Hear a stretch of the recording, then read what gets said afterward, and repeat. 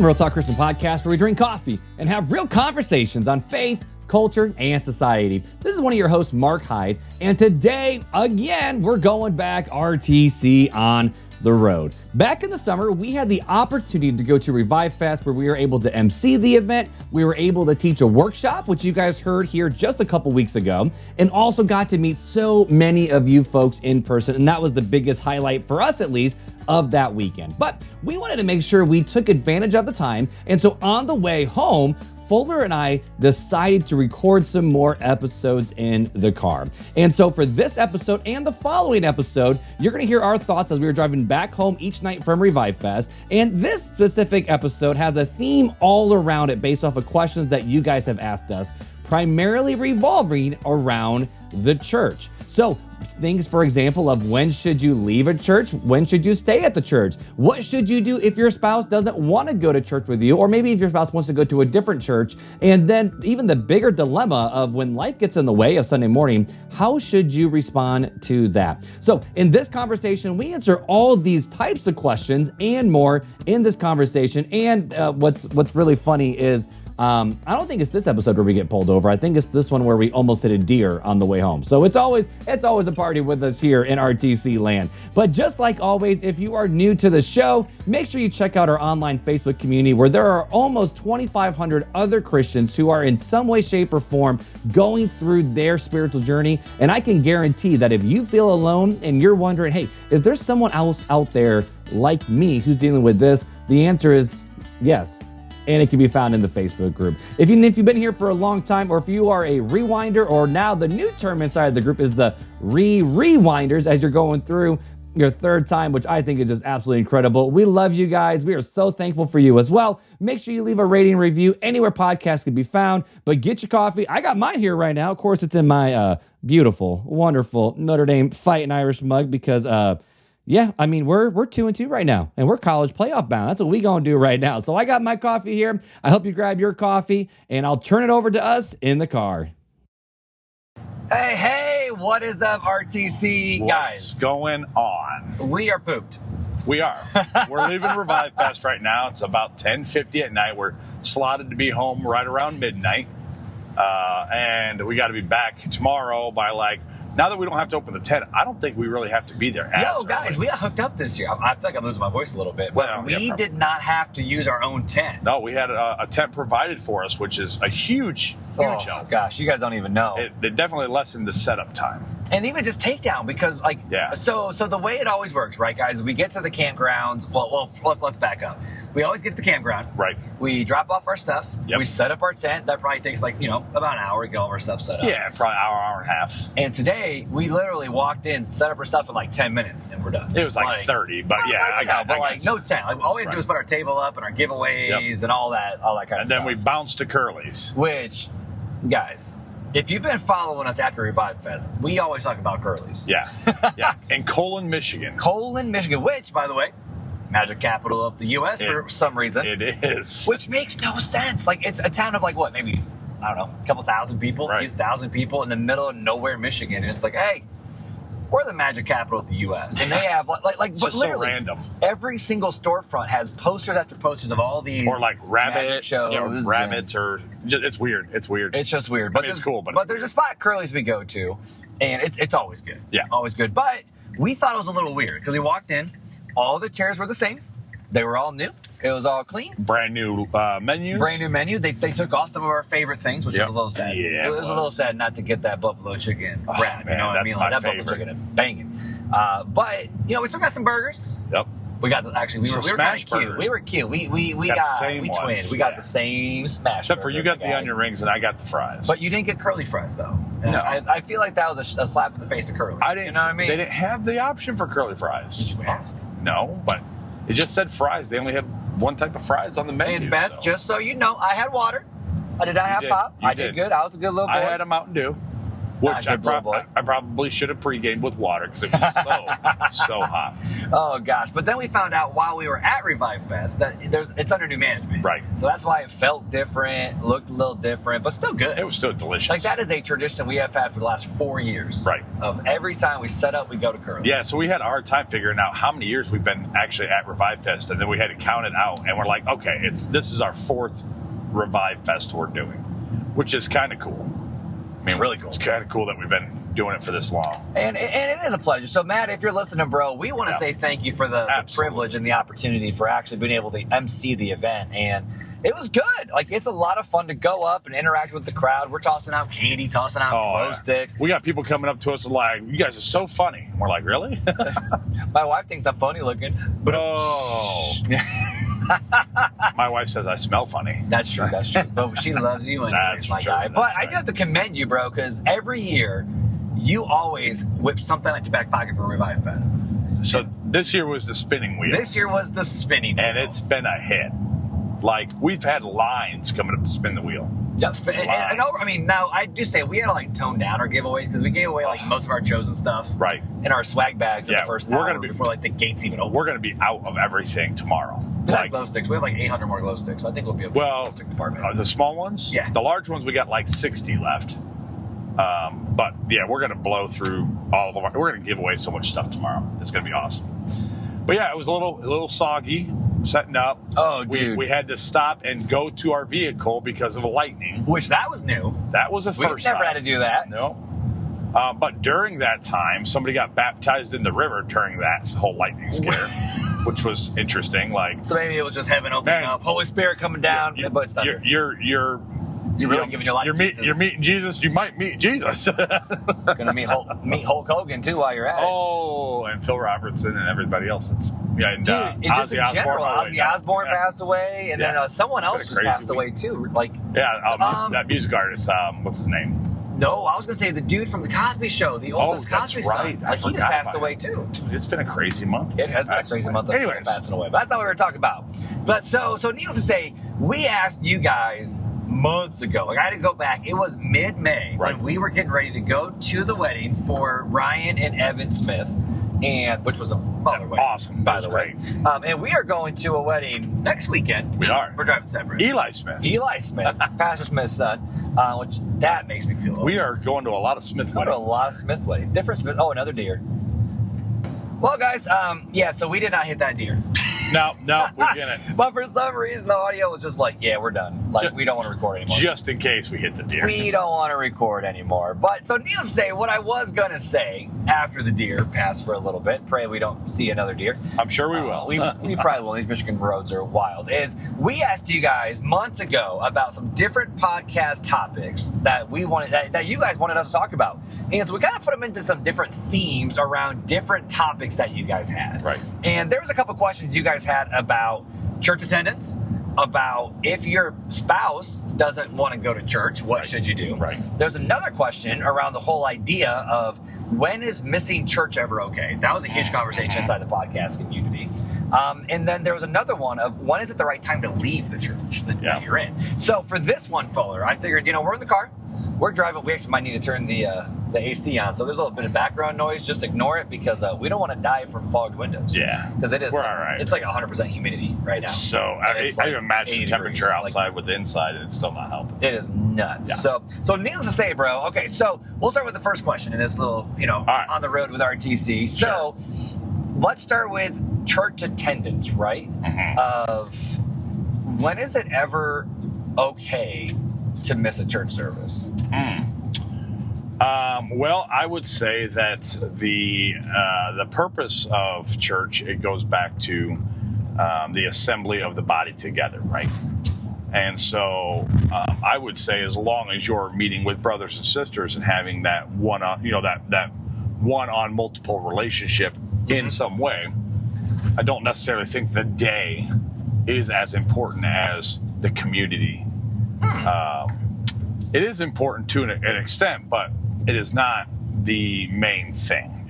The relational aspect is more important than what day, where you're going, and that kind of stuff. So So would you say then, like instead of going to church, like people say, oh, I don't go to Sunday morning, but I go to a small group. Like, is that still good enough? I would say that is okay to do. I wouldn't do it all the time because there's a lot of good stuff on like a Sunday morning and having a church community more than just a small group. The thing I fear with small groups is I belonged to 2 house churches in my youth, and they're basically the same size as a small group would be, and without direction, without oversight, and not oversight from a pastor, I'm not talking about that, but oversight from the body, they fell into some pretty bad doctrine. Okay. And so it's not that I think that you couldn't, I just think it's more dangerous to be out there with just a small group. I think there's safety in numbers and in a bigger community that can lean and glean from each other. So for someone, though, who would be like, because, we have a lot of different people in the podcast community when it comes to whether it be, oh, dude, that's a horse and buggy, like straight up Amish. That's just, yeah. Yo, what's up, Amish folk? That 1 horsepower right there, baby. And now we're at a stop sign. I don't know how you can see out this front windshield, bro. But there's a lot of people in the podcast community who I know who have been hurt by the church, right, or they just can't find one that they gel with or vibe with. And so, in one regards, I'm like, I don't know, like obviously being a pastor, right, and, wanting to always serve in the local congregation, I never have understood when folks are like, I'm good with just not going to church. You know what I mean? Right. Like, okay, once in a while, okay, full disclosure, we dished on Father's Day, which is not normal for me. Like, very much Father's Day, we in church, right? Right. But we wanted to do something different, and we wanted to enjoy it with the kids, and even the kids, though, which I think this is kind of cool. All the kids were very confused. We're like, but Dad, it's Sunday. Why aren't we going to church? But Mom, why? Shouldn't we be going to church if we're Christians? Which I'm like, okay, so at least we got our heads on straight in terms of the kids know is we go to church, but then the question is, well, then why do we go to church? Right. And if, you can get sermons from podcasts, you can get sermons from lectures and whatever, and you can study the Bible on your own, but there's something to be said about the gathering of the body and the gathering of the saints. And this is where different church traditions come in, right? Like some church traditions are all about, the communion table. Like Presbyterians and Lutherans, where the entire service centers around the Lord's Supper. And the fact of, if you're not there, you don't get to participate in that grace that's been given to us. Or for the Catholics, taking part of the Eucharist. Or for us as Baptists, it'd be, sitting under the teaching of God's Word. Like, we all kind of have different focuses of the worship service, and you miss that when you don't go. Absolutely. And so, I do think there's a time and place to not miss it. Now, going back a few episodes, there was a time where we did that episode, gosh, I don't know, first 20-something episodes, where we talked about youth and sports and how so many times parents take their kids out of church to go compete with sports. Sure. So, at the same time, we don't want to teach our kids that more things are oh, we go to church, but only when our schedule's free. Yeah. And so how do we balance that then? Well, it's reprioritizing God. If you're missing church and it's a one-time off thing, that's one thing. Okay, I may not always go to church when I go on vacation, right?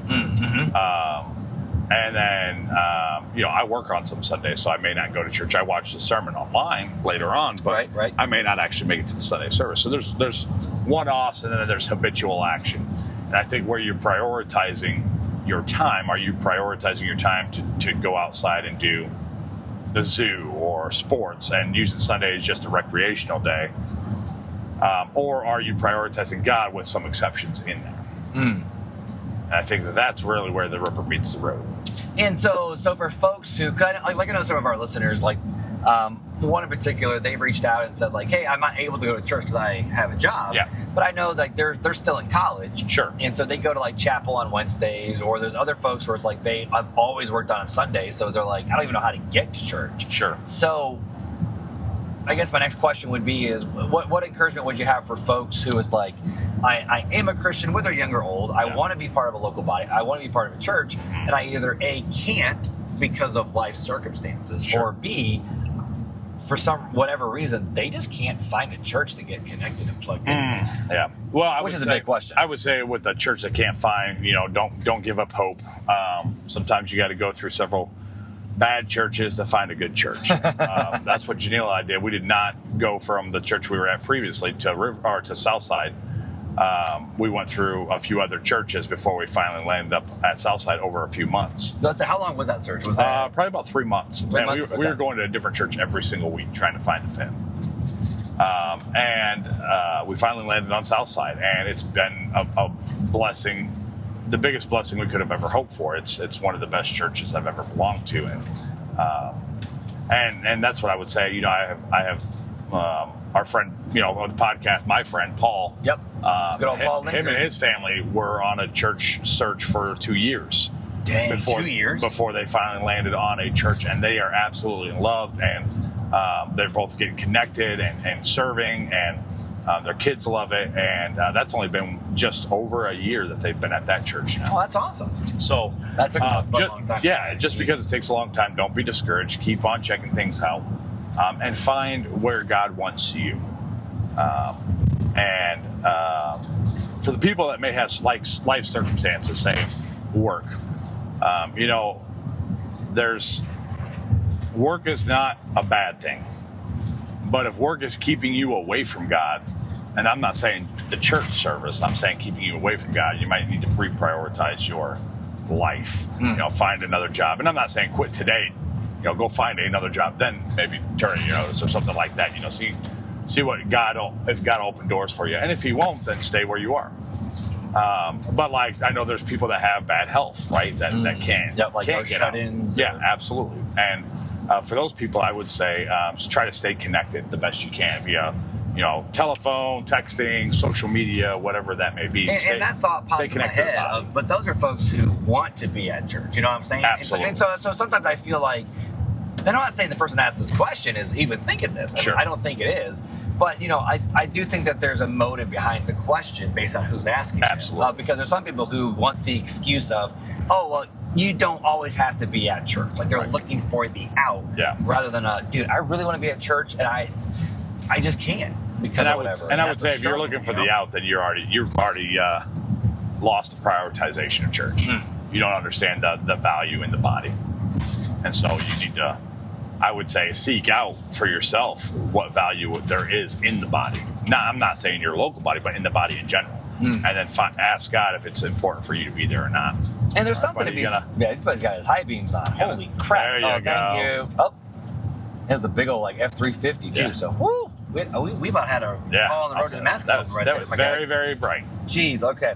And, but with that whole thought then, let's kind of segue a little bit. Sure. Right, bro? So, when we're looking for a church, because you looked for a church when you guys were looking for Southside. Yeah, and I looked for a church when we were looking for New Life. Right.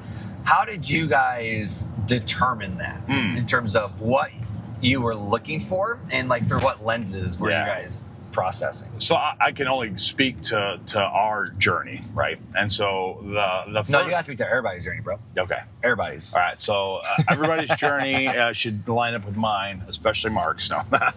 No, but I would say... Going on a trip in our favorite rocket ship. Like that journey? Sure. Floating through the sky. It's almost midnight, guys. We're losing it. We're losing our marbles. Mark's a little slap hat. Little Einstein. All right. Anyways, so our journey, it took place of lots of prayer before we ever left the church we were at. Months and months of prayer. We're getting rain. Boom! Sorry. Well, the farmers are watering their fields tonight, folks. Man, we're not going to make it home. We got multiple deer, F-350 high beams, farmers watering, and we're not even halfway home. We're barely out of the colon of Michigan. I think we're getting near Constantine, but got to be close. So I would say, our journey was one of a lot of prayer before we ever left, and then when we decided to leave after talking to pastoral staff about some doctrinal issues, we decided to leave. And so I want to pause there real quick. So you guys didn't just up and be like, peace, we're out. No. You guys actually talked to the pastors and elders of the church. We cared about the body that we were in, and it was very hard for us to leave. I mean, we didn't want to leave. It's just doctrinally we could not. They weren't staying within biblical grounds with some very key things. And I don't want to, talk bad about a church or anything like No, that. but they it wasn't like secondary issues or even tertiary issues. Yeah, it was main things. Yeah, main doctrinal issues. And so when we decided to leave, what we did was we were looking online at statements of faith, the doctrines that they had or taught on. We would try to find YouTube videos of that they might have, and try to watch one of their sermons online and stuff like that to kind of preview the church before we ever went. And then once we found a candidate that we thought would maybe be good, we would go. And we did that for a few churches, and either the church was cold or it wasn't very welcoming. Oh, cold, like as in like yeah, kind of like cold, like you were a new person and nobody said nothing. Oh, interesting. Never even acknowledged you were there. That's awkward. And then, and then there were churches that did not line up with their statement of faith, which I thought was interesting. Whoa, like they said it online, but then they were taught something completely different. Yeah. It was like one church we went to, and I won't name the church, but we can name it offline. They were like teaching evolution to be true, and I'm like, whoa, this is like way out there from what your statement of faith was talking about believing the Bible was accurate and had no errors in it. And it's like more like a theistic evolution. Yeah. So so anyways, and so when we came across Riverside, that's where we left. But when we came about Southside, we read the statement of faith. We liked what we saw. We did not get a chance to watch it. And I think maybe even Janelle went to a service by herself because I might have been working. Yep. Yeah, I think she did. And so she went to the service and she's like, hey, it's a good service. So I went the next week. I was off. And it was just a very welcoming church, right? I think you were one of the first people. I met you on your first day, man. Yeah. So you came up. Pastor Scott came up. There were several people that came up. I knew I made a good choice. Yeah. And so it was just... it was a very welcoming church. And then, Pastor Scott started preaching, and it was very biblically sound preaching and stuff that, he was really adhering to the Bible more than just his opinion. And then even when he was speaking about opinions, it was well researched with commentators and very well known commentators. It wasn't just some fly off the wall thing. And so that kind of said to us that, hey, we want to keep coming back and keep an eye and watch how things go. And so we went several more months before we actually joined the church. I think it was almost 6 months before we made the decision to actually join the church. So in that 6 months, was it more of like and I will say, to your credit too, like once you guys joined, that pedal went down. Oh yeah, absolutely. Like it wasn't one of those, you joined and then you guys were just there for 2 years, sure. And then we never never got connected, never did this because you didn't do nothing. Like you guys actually got off your butts. Like you guys joined our small group pretty quick. Yeah, we were looking for a community. That's what we were. I mean, what we came from was a tight knit community where we were family. And when we ended up leaving, there was a lot of hurt with that. There was a lot of church hurt with that, because when we left, it was like we had never existed to that church body. Didn't talk to anybody for years. But Lord has restored some of those relationships. As some of those people also later on saw the errors going on in the church and left the church. So, interesting. Yeah. So, but yeah, sometimes it just takes time, and takes time to really seek things out, try things out, and like at Southside, we didn't join right away. We were kind of there. We were observing. We were making sure it was going to be a steady flow throughout. Before we made the commitment. But then once we made the commitment, we're like, no, we're committing to this body. We are joining this body. We are a part of this body, and we're going to act like we're part of this body. Yep. And I'd say our journey out of Southside was a lot more different than what you did. Because like for us, and this goes in the question of when is it time to leave your church? And sure. So, which is kind of interesting that we accidentally segue into that, just chit-chat. So for you, it was theological. Like it was the fact of you are not teaching the things of Scripture. Right. Correct. Which was funny because I wasn't even super biblically sound myself during that time, but I knew enough Right. Like, Well, no, you know what the this is main wrong. things of the faith were. It's Right. like, that's not right. Like, Right. that's not true. And like, for us, the South Side, like, we didn't obviously. Obviously, we did not leave because of theological issues. Right. Let's put it that way. But it's very hard to be at a church where you are on staff, and then you are no longer on staff.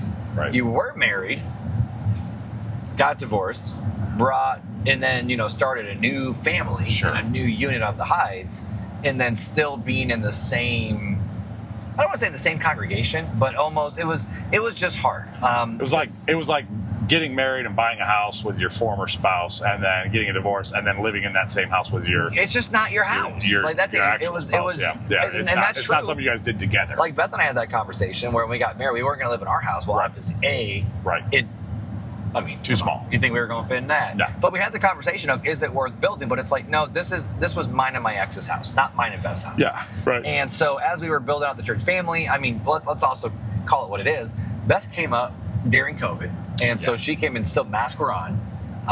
And so it was just weird, And so we were there for a full year while because I was grieving that leave. Sure. And Beth was too, to an extent, because she knows how much you mean to me, and Sochay and Scott and all these guys. I mean, shoot, this is where I cut my teeth in ministry for crying out loud. Right. And the podcast came out of that church and all those different things. And to this day, Pastor Scott is still one of my pastors. Mm-hmm. You know what I mean? Well, you're going to his son's wedding next week. Yeah, And I'm still in touch with some of my former students. Obviously, still in touch with you. Still in touch with Sochay. We got Sochay in the podcast group. Right, absolutely. We need to get Homeboy back on the pod is what we really need to do. But I'm still in a great relationship with that church. But it was just one of those things for us where it's like we need to find a church where we can go and be the Hydes. Yeah, you can reestablish yourself. Yeah, and the church never made. And I'll say this: the church at large never made us feel like Beth was Mark's new wife, and those were the new kids, and it was this weird thing. It was just the fact of, no, these are the Hydes. Right. So Laura welcomed Beth in with open arms, and so many other folks did too. Right. But it was one of those things for another deer. Oh gosh, man, they just stare at you. Look at this. He's probably gonna jump out in front of me. Yeah, go that way. Yeah. Go find your mom, Wait, baby. did it stop recording again? No, it's still recording this time. I didn't hit the stop button. I didn't freak out.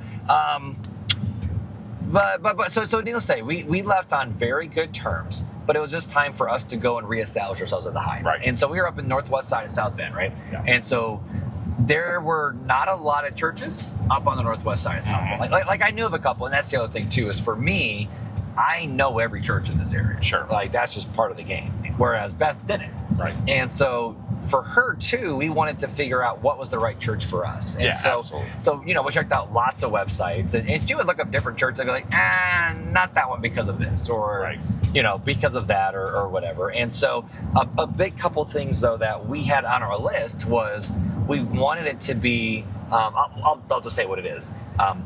Beth came from a non-denom church, grew up Baptist, but distinctively with the beliefs, I wanted Baptistic beliefs, just because I obviously believe those are the most Baptistic theology. Baptistic theology. Now there are differences and opinions within it, but at its core.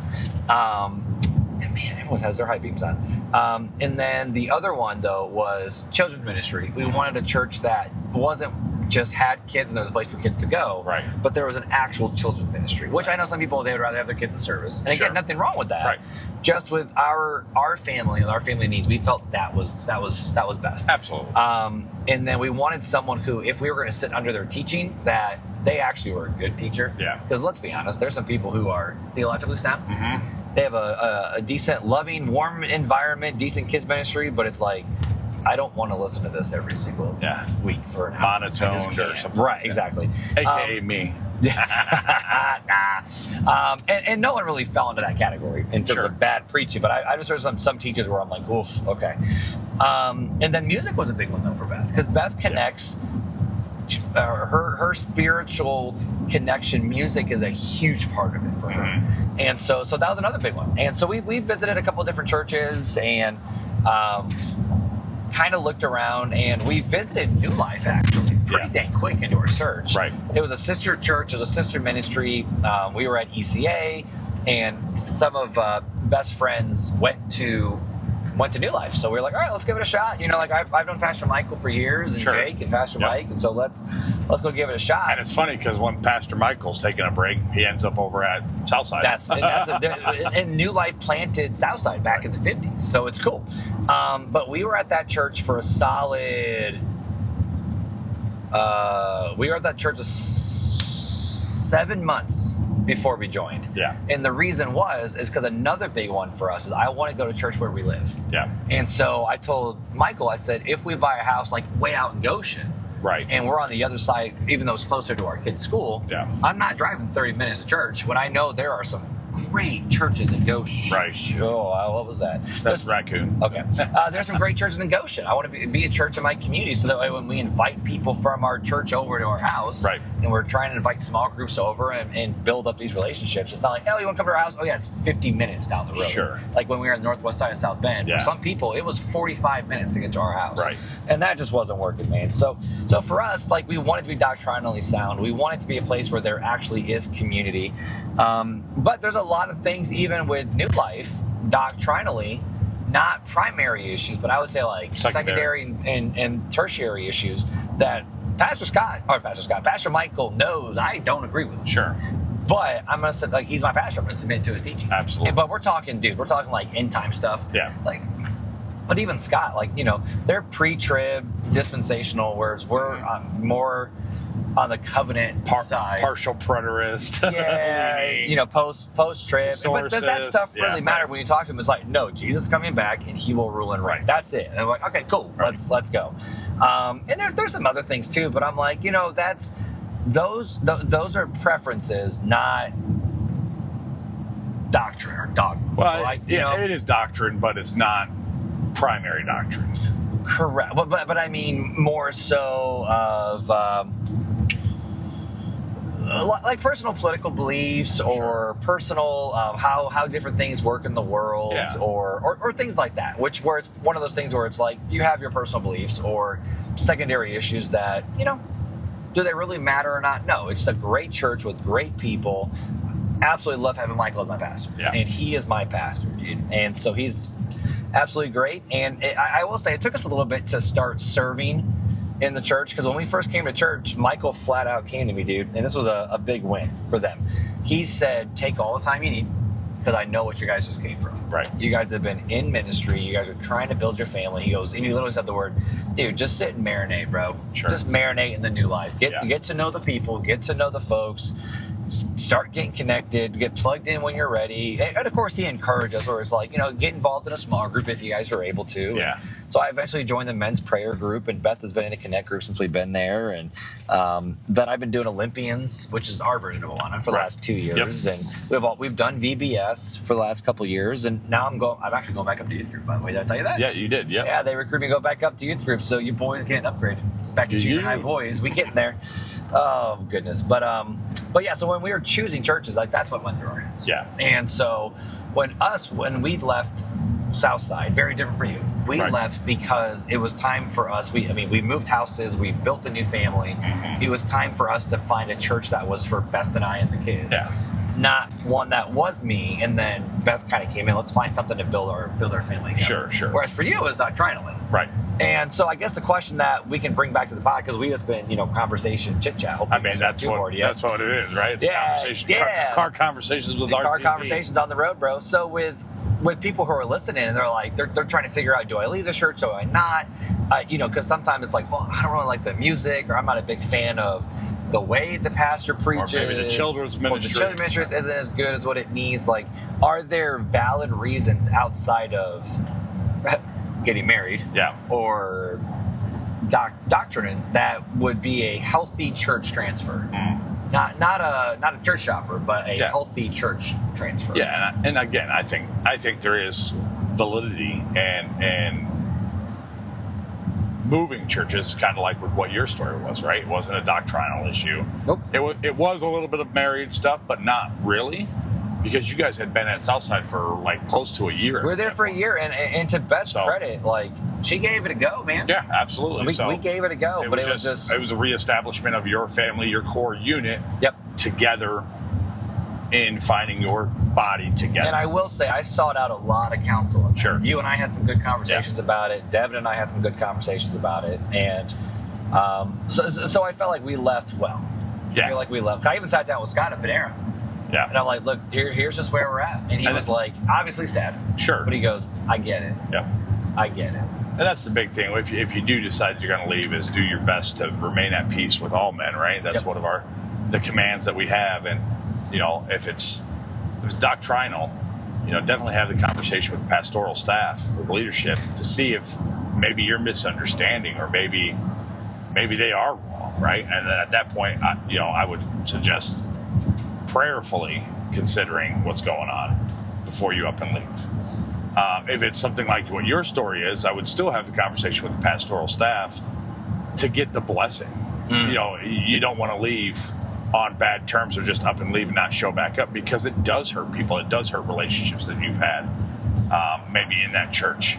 And so having those conversations, I know a lot of pastors, at least the ones that I know, really do care about the people that they are teaching. And I sure hope so. Well, I mean, there's some that probably care more just about the Sunday service, don't really know you from Adam, But there's some that really do care and want to get to know each and every person that comes to their church. And Scott is definitely one of those people. That dude remembers people's names. I don't know how he does We it. were at Mancino's once, and he popped out this person's name. He hasn't seen him in like a decade. Yeah. I'm like, dude, bro. Yeah, he's crazy. I can't remember your name. Crazy with You the just told names. me it. So it's just... Because he loves and he cares. Yeah, absolutely. He cares about everybody. And so, like, somebody like him, if you got a pastor like him, but you're thinking about leaving for this, that, or the other, it's a courtesy to them. It's a courtesy to say, listen, it's not I'm leaving, but it's not because of you. It's because of this, that, or the other. Like in your situation, because I have to reestablish a church family and a bond with that church family as the Hydes, as they are now. Yep. The Hyde family. So, it's just one of those things that I think is really helpful. And it's really helpful to go out with a blessing and knowing that there's no bad relationship. And that's how you can still have relationships with people at Southside. I think had you just upped and left, it probably would have hurt a lot of people's feelings, and you probably wouldn't have the same response.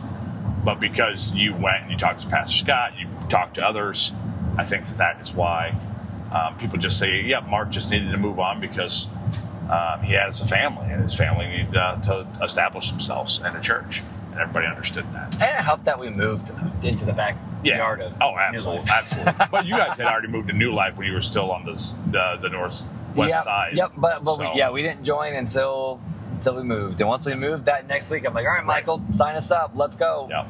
All right, so going into the last part of the conversation then with, and I don't know if this person has an unsaved spouse or a saved spouse, and they just don't want to go. Sure.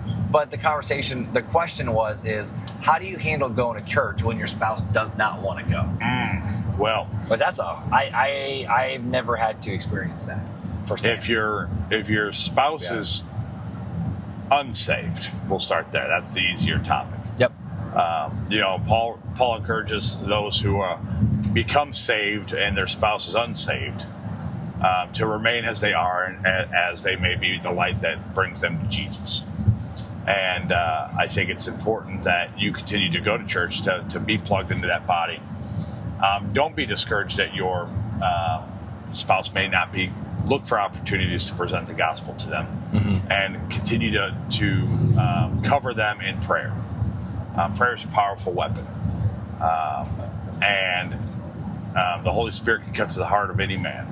And I think it's important to continue to build those relationships and still treat your spouse with dignity and respect.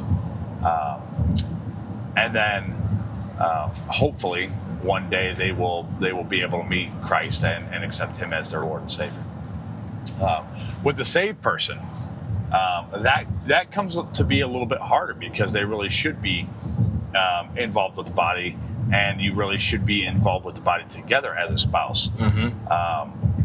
And so that's a tough conversation. I think what you could do, I would encourage you to maybe talk to your spouse and explain how important it is to you that you go together. right? That you want to be a unified family, and that you believe that church is important for your family core structure. And I would have them or encourage them to come with you and to join you with that, to make new friends, to establish yourself as a family in that congregation, in that body. And then I would go into that conversation heavily prayed up, and not rub their nose into it or try to guilt trip them into coming to church. Some people, though they may be saved, may be, what's that old term? Backslidden. That's an old Baptist term for you, bro. Yeah, backslidden. Maybe they're not following God as they should at this time, but they still believe in God and know God. And sometimes it just takes a little time in prayer and God to touch and move their heart, and for Him to open their eyes and again have those conversations. But really, it's just establishing the covenant of marriage of being one and leaning upon that oneness as an encouragement to your spouse that how important it is to you, and you would love for them to join you in this journey together. And that's it. Like for someone who's married to a believer, my first question is just, well, why don't they want to come? Right. And normally this is going to sound harsh, normally there's some excuse. Well, I just don't like it. I just don't enjoy it. I've been hurt in the past, and Sure. churches are full of a bunch of hypocrites and this, that, and Absolutely. the other. I'd Which agree is with that. true. Yeah, I would absolutely agree Which with is that. why we need to be at church. Yep. That's why we need Jesus. Right. And so for someone who is married to a believer and their believer doesn't want to come to church, I almost wonder, because I don't know, maybe RTC people, you guys can let me know, I almost wonder if that's harder than being married to an unbeliever. Yeah, and I'm sure them it not is. going to church. Now I had a lot of friends and people that served under me in the student ministry and another ministry at the church where they were believers and their husbands or their wife, spouse, whatever, were not saved, and they felt lonely Yeah. at church. Yeah. And Well, and it opens the door for Satan too, for both parties. I mean, if you're at church by yourself, it opens that up to feelings of bitterness. and that's exactly where my brain went too, is with that feeling of, well, everyone else has a spouse here, Yeah, which is a feel. I mean, my mom being a single woman going to church, she says like sometimes being a single person at church is a very lonely experience. Yeah. Because you look around, you see all these spouses, and my mom, fun fact, at our old church, they had Wednesday night prayer group. Yeah. My mom wouldn't go, or she would dip when it was time to pray. Because then it was, all right, partner up, find someone to pray with, and everyone's spouses would turn to each other. And she's like, well, I guess nobody's for me. I'm going to leave now. Yeah. And I'm like, that's not right. That's not fair. Yeah. But for folks who has an unsaved partner, it's hard because they don't want things of the faith. And so you kind of are the backbone of that, and it can be discouraging, and it just encourage you to, find someone to, like, it sounds dumb, but find someone to do that life with while you're at church, and to sit with, or to start serving or plug it in, because the best way to stop feeling bad about yourself is to start looking towards other people. Yeah. But if your spouse is someone who just does not want to go to church, I think it's time to have some hard conversations and figure out, like, really, why don't you want to go? What's holding you back? And it could be as simple as they're complacent or lazy. Like that could be it. Yep. It could be as simple as they were hurt in the past and it's full of hypocrites and they just don't want to be there because they don't see the point of it anymore. Or it could be some deep-seated hurt that you just don't know about. Sure. But I feel like it goes back to the conversation of, if your spouse doesn't want to go to church with you, my first question is why? And then the question I would have is, could you find a church that maybe you both enjoy? Yeah. That or maybe not enjoy, but like okay, there's some big mega churches in our area, right? Sure. That you and I naturally would not go to. But if that was the only church my spouse would go to, I'd be there in a heartbeat. I'd be there in a heartbeat. I would hope they would get some doctrine in them by reading scripture and not want to go there eventually. But Right. I'd go with them. Right, but just it's more of, if you can pour your heart out and say, this is why going to church is important with me, especially Sure. as a family, for our kids, for our marriage, for our relationship, all these different things. I think that's that's a big, good conversation to have. It's a hard one, but it's a good one. So, oh goodness. Yeah. It's been a long day. It has been a long day. So I think we can land the plane on this conversation. We talked a lot about different church stuff. Absolutely. But is there anything else that popped in your mind while we were chatting that you were like, I should have said this? It's just an encouragement of be gentle in your dealings with people, especially when I consider church things. Whether you're looking at relocating because of church hurt or bad doctrine or just reestablish yourself, be considerate when you're talking to people.